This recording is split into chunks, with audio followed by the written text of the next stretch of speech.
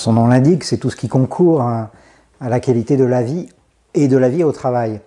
Donc la qualité de vie au travail, finalement, est un concept qui permet d'englober un certain nombre de facteurs, comme par exemple l'égalité professionnelle ou bien la conciliation vie personnelle et vie professionnelle.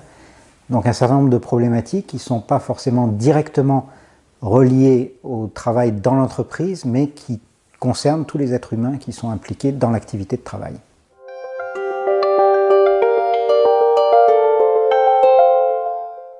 Alors une des spécificités de la qualité de vie au travail, c'est justement qu'elle ne se mesure pas, en tout cas pas directement. Il n'y a pas d'indicateurs composites qui permettent vraiment de la mesurer. Et donc la qualité de vie au travail ne peut que s'approcher. Et les indicateurs de mesure qui existent aujourd'hui sont assez partiels. Ce sont soit des indicateurs de perception, donc on demande aux salariés comment ils se sentent dans leur travail, comment ils jugent leurs conditions de travail, ou bien éventuellement est-ce qu'ils sont fiers de travailler dans l'entreprise dans laquelle ils sont. Donc on peut approcher un certain nombre de données de cette façon-là en interrogeant les salariés, ou bien, deuxième approche, qui consiste à prendre des indicateurs de mesure sociaux ou ressources humaines, et par exemple on mesure des données comme l'absentéisme, et notamment l'absentéisme de courte durée, qui est souvent un révélateur de la qualité des conditions de travail dans une entreprise.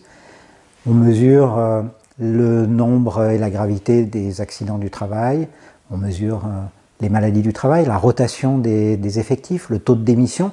Donc on a un certain nombre d'indicateurs de nature sociale qui permettent d'approcher, là encore, la qualité de vie au travail.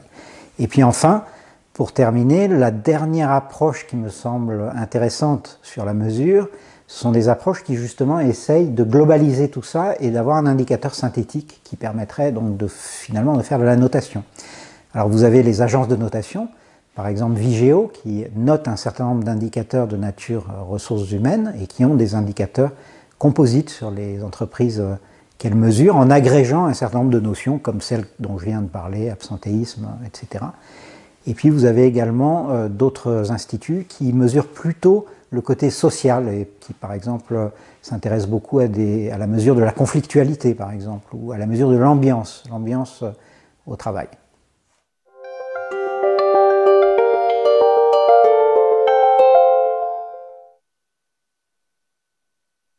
Oui, très clairement oui, je pense que c'est une des grandes tendances. Elle est liée finalement à l'évolution des modèles productifs et à l'évolution du contexte concurrentiel. Qu'est-ce qui a changé dans le travail finalement ces 30 ou 40 dernières années?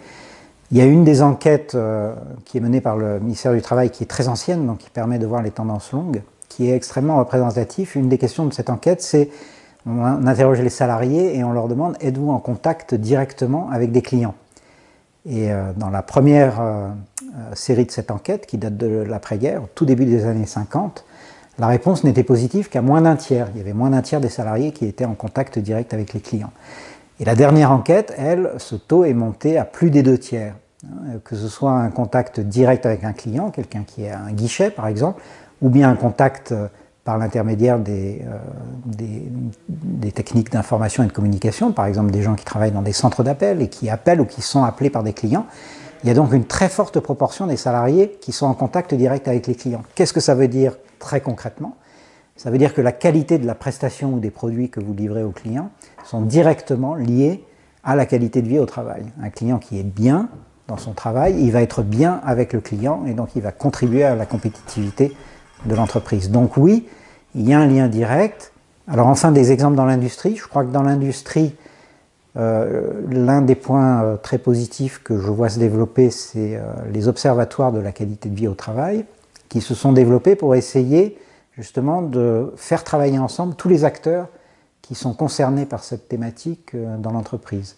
Donc bien sûr des représentants des salariés, soit directement, soit au travers de leurs représentants élus, les syndicats ou des représentants du CHSCT, Comité Hygiène Sécurité du Travail, ou bien représentants du comité d'entreprise, la médecine du travail, la personne qui dans l'entreprise est en charge de la gestion des ressources humaines. Voilà, toutes ces personnes travaillent ensemble pour essayer de définir finalement la qualité de vie au travail pour nous dans notre entreprise. Qu'est-ce que ça veut dire? Quels sont les leviers d'action? Qu'est-ce qu'on peut faire? On fait un plan d'action et ensuite on se met en mode projet et on travaille, on évalue et on continue à replanifier les actions à prendre pour améliorer la qualité de vie au travail.